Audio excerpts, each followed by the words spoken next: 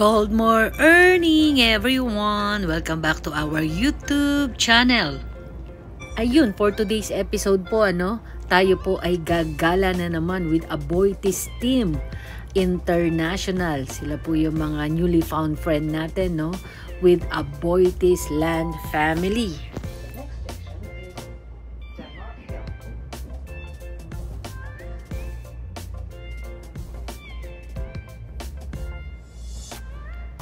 Ayan, first time po nating makasakay sa local train nila na kung saan hindi po ito underground, kaya hindi talaga po pwedeng hindi natin ito ma-video in order for you to witness kung ano naman po yung train nila via land.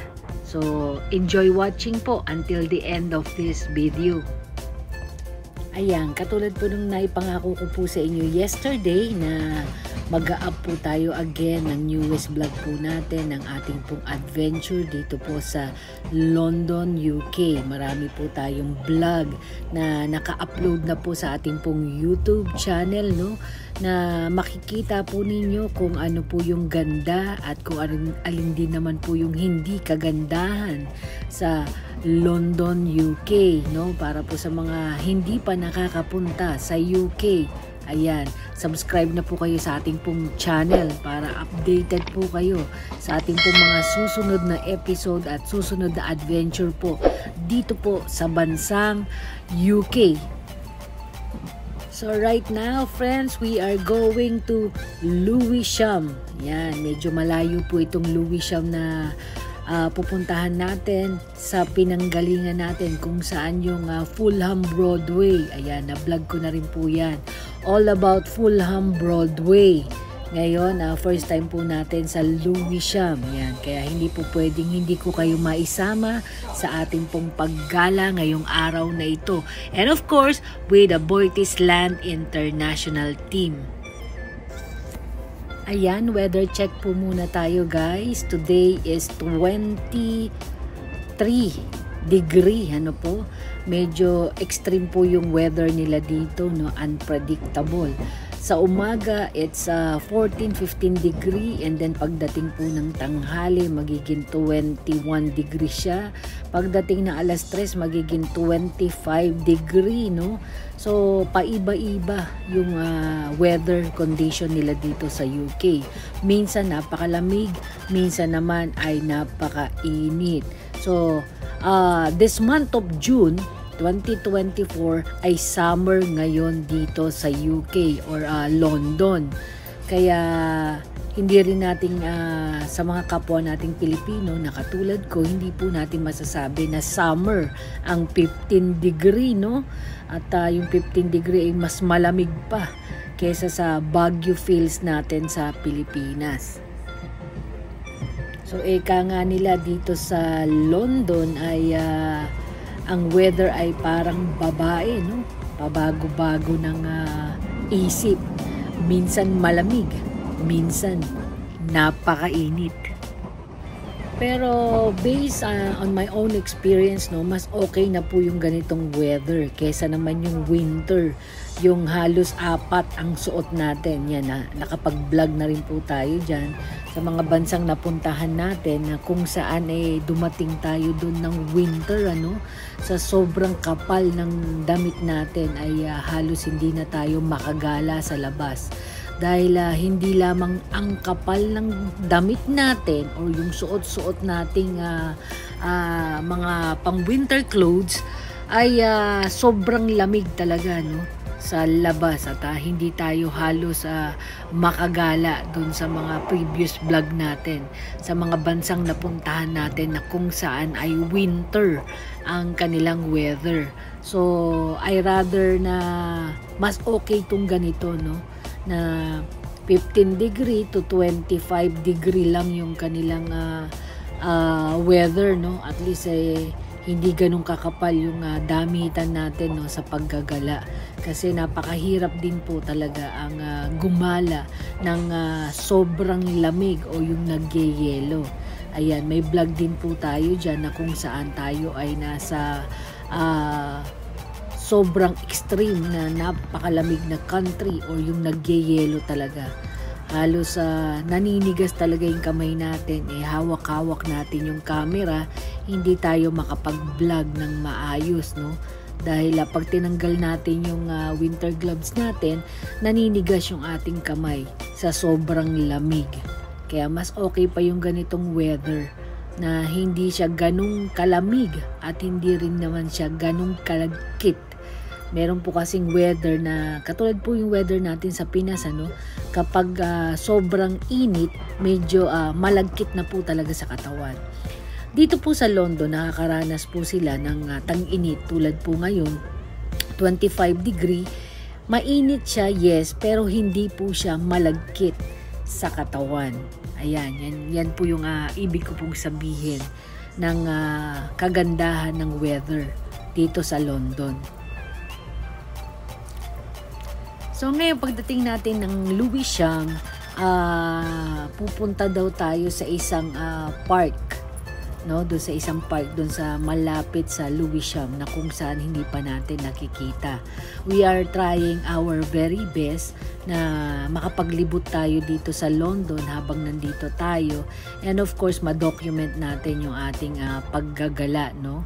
Yung ating travel, and then in order for you guys na ma-witness din yung mga bansang napupuntahan natin, especially dun sa mga hindi pa nakakarating sa mga lugar na napuntahan natin. Ayan, so may edge na po kayo if in case na kayo ay magta-travel sa ganung country.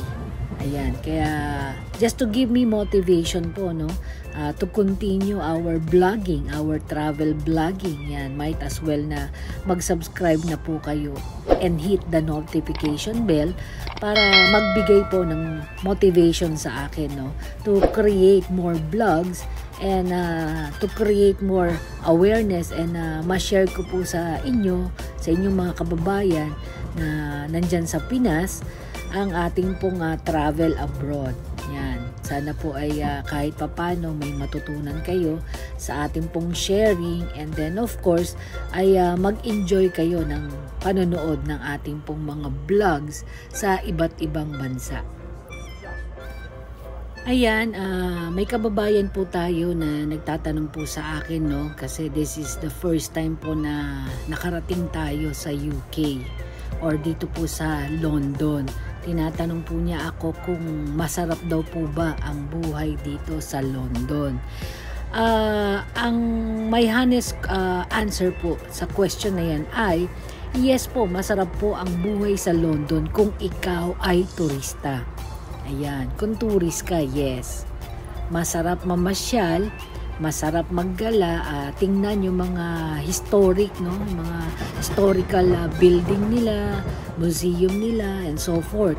Pero kung ikaw ay isang contract overseas worker, or yung tinatawag po natin na OFW, na magtatrabaho po dito sa London, ay definitely po ay talaga makakaranas po sila ng homesick at kahirapan po ng paglaban sa hamon ng buhay abroad.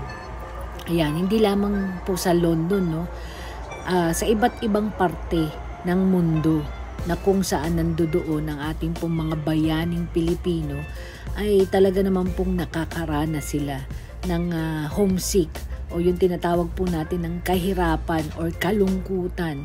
Hindi po porkit maganda yung lugar na kanilang kinalalagyan ay hindi na sila nahihirapan. Ayan.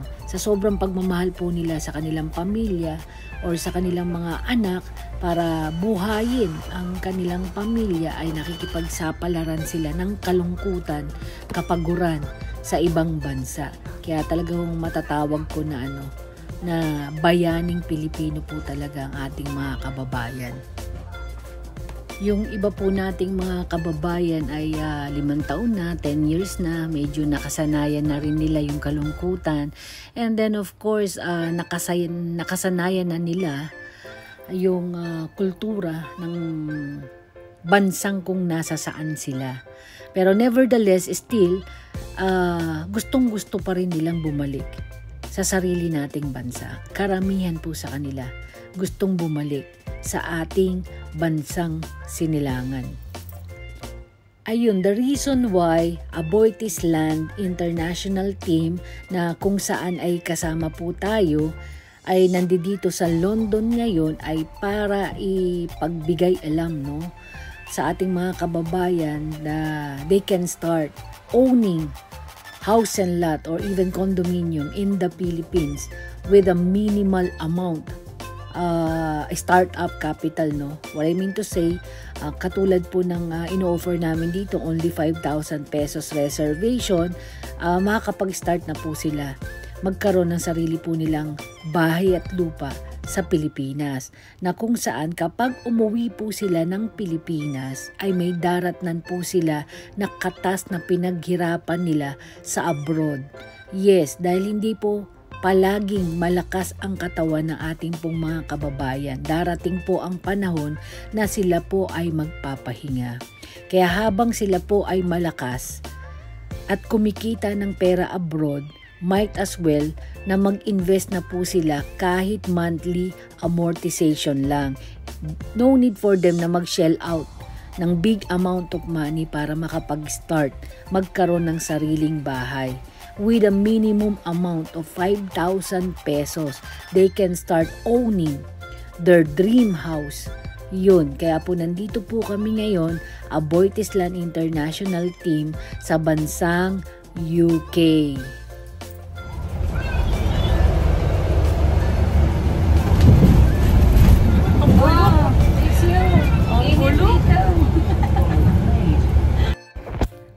Ayun guys, kasama na natin ngayon ang Aboitiz Land International Team at tayo ay pupunta sa park. Nasa Greenwich Pizza na po kami. Ito lang pala yung makikita namin dito. Parang tayo nasa TPL. Tara. Parang TPL. Naka-drugs to mga kasama ko eh.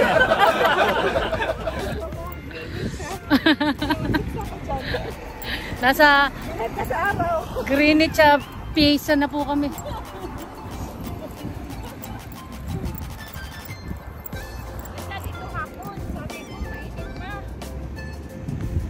Ha? Sabi ko mainit pa. Maganda dito hapon. Ang lakas ng tama nyo eh. Tara. Bahala kayo dyan. Come. To nowhere. Show them. To nowhere. Golf course.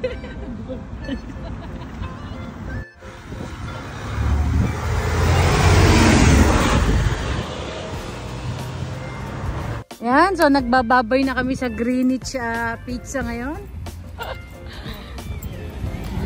At kami ay pupunta sa O2 Arena. Kasi dapat doon kami pupunta sa Greenwich Park. Unfortunately, hindi namin kayang lakarin. Pero kahit malamig na yung hangin, mainit pa rin. Itong mga tao na to, walang ginawa kundi mag-shopping. Shopping na shopping. Mati ka, hindi. Pinatahagaw mo lang eh. Shopping. Bili ng sangkap na sa pagkain. Oh, syempre, mahilig tayo magluto. Outfit ko, i-compare mo sa outfit na nasa likuran. Message ko ko yun. Oh, di ba? Ano siya, nakapang winter. Abnormal talaga. Parang babae yung weather ng ano eh, ng UK eh. Sa lawahan eh. Mainit, biglang lalamig. So waiting for bus 108. Nasaan tayo ngayon? O2 Arena. Magsha-shopping na naman sila. Hindi. North Greenwich. Ayun. What is that? Marina.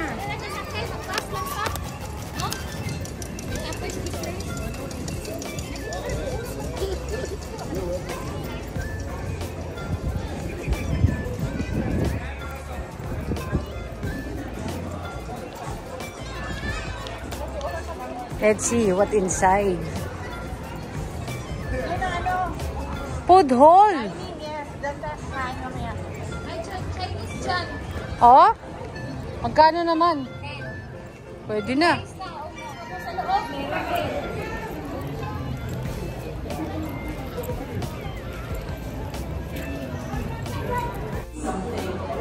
Welcome to O2. Oh. Mukhang malaki-laki tong lilibutin natin ah.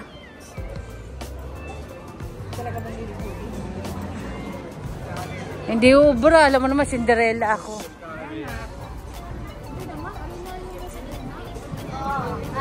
Ah, okay.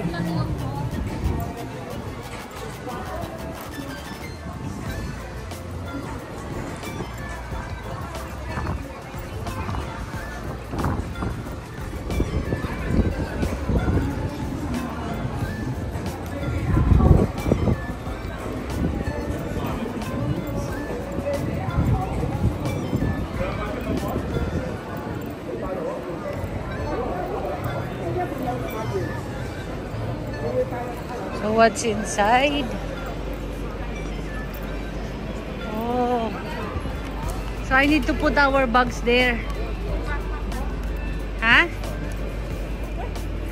Me? Ah, okay. Thank you. Ah, okay.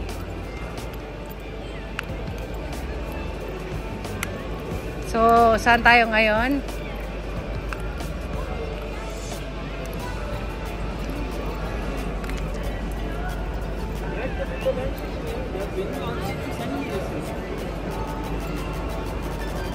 Alam niyo, nagugutom ako.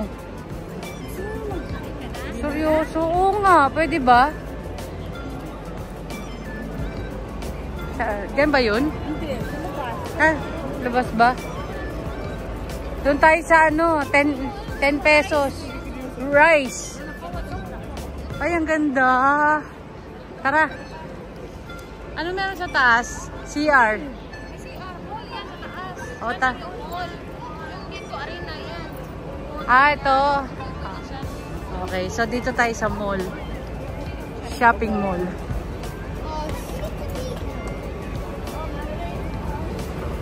So nice.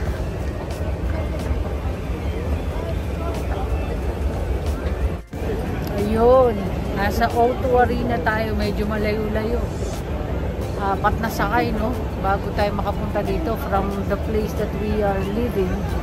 Apat na sakay. So basically, mga signature shops din. Meron silang CK dito, Tommy, parang outlet din.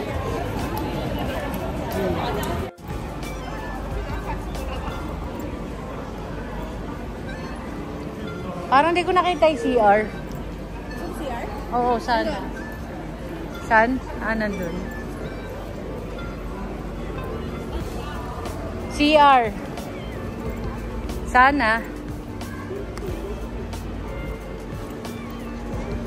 Medyo pag nasa public places ka sa labas, pag hindi mall, ang hirap ng CR.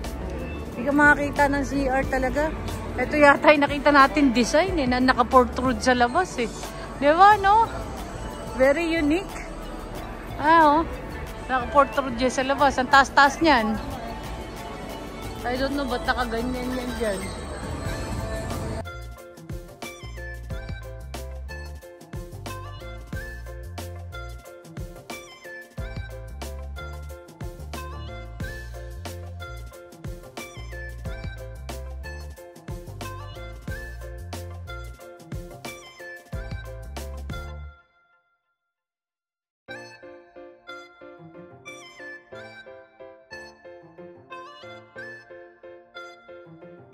Ayan na naman yung naka-protrude kanina, no? Talagang design talaga nila yan.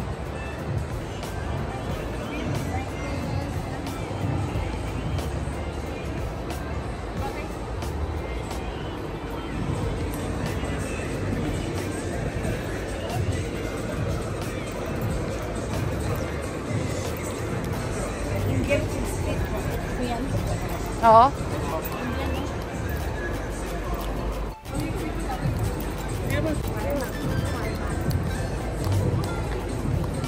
Pwede rin.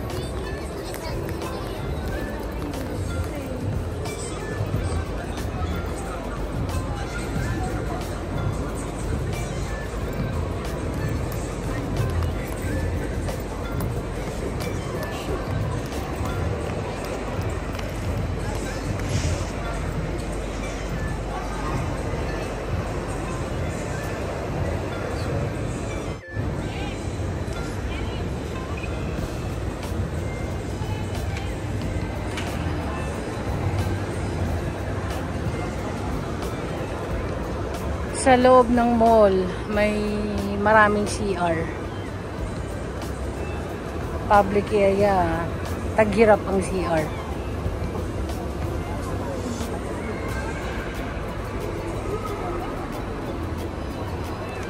Parang ibang side to.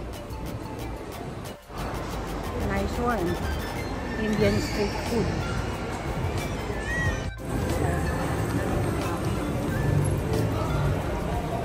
Wala, hindi ka makakatulog mamaya. Text mo na lang ako. Pag nagkaka-pain ka ba, nakakatulog ka? Ah, buti.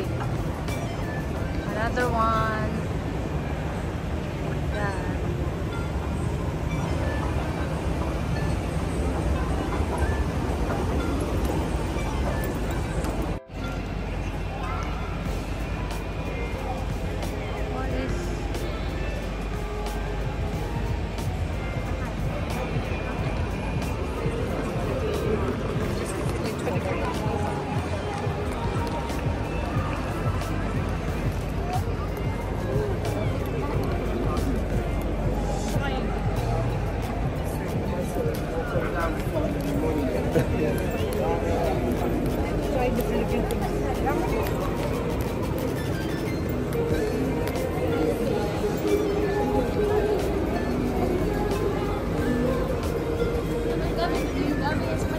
Correct. Sawa na ako dyan. Mahal na sa Manila yan eh. Di mas lalo mahal dito.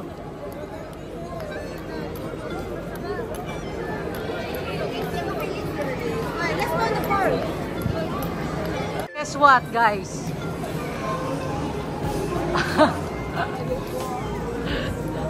Tada! Nakita ko na naman yung Nando's. Hinahabol tayo ng Nando's ha.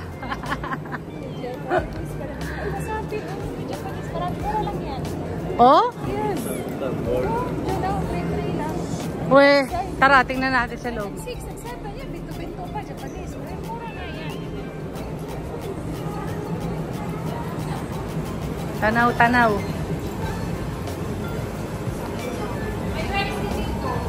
Oh, okay ito ah. Gabi? Wow. Eh, saan naman ano? Saan? Meron kaya sa Fulham? Guys, lunch and dinner time. Dito tayo sa kiosk ng Japanese restaurant here in London. O2 Arena. In-order natin ay noodles. Namimiss ko na yung noodles eh. So, try natin yung noodles nila. Basically, this is the place. This is the dine-in place. And on the other side, that's the kiosk. So, kain muna tayo ng dinner and together with the lunch. Buksan na natin ang may wagang tara! Wow, it's hot. Galang guys, mahirap buksan. Hawak ko kayo. So this is it guys. Beef yung in-order ko pero amoy tahong siya, no? Amoy seafoods. So let's try. Try natin.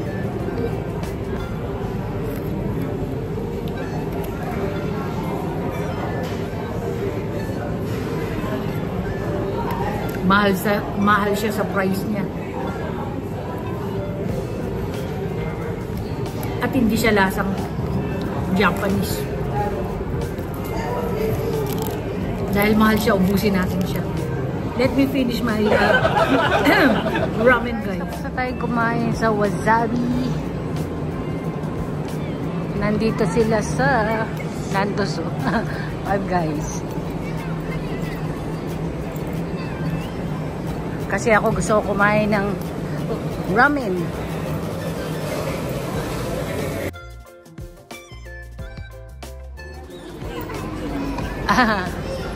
Emirati daw ang gumawa na itong mall na to. Oo. So we are going out na. I'm going back to Fulham Broadway. Ang mga Dora ng London. Going home na. Time check, 5:30 PM. Maaga kami ngayon kay Maymala. Kasi dala ko ang kabang susi. Kaya kailangan na namin umuwi. Cinderella ako ngayon. Yun. So, guys, thank you so much for watching. Subscribe naman kayo, sabi niya. Thank you. Share.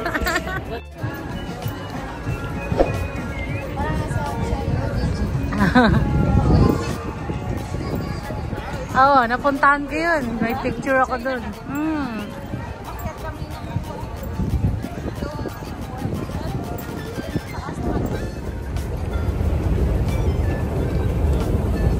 So, very scary, guys. Platform 1 tayo. This one is platform 3. So, we are going to look for platform 1. So guys, ganito ang train sa kanila. Medyo nakakalito, lalo na sa umpisa. Pero as everyday na tayo ay gumagala, na nasasanay din tayo. So now we are here in North Greenwich. So we are waiting for our train here at platform 3 and 2 going to Stanmore.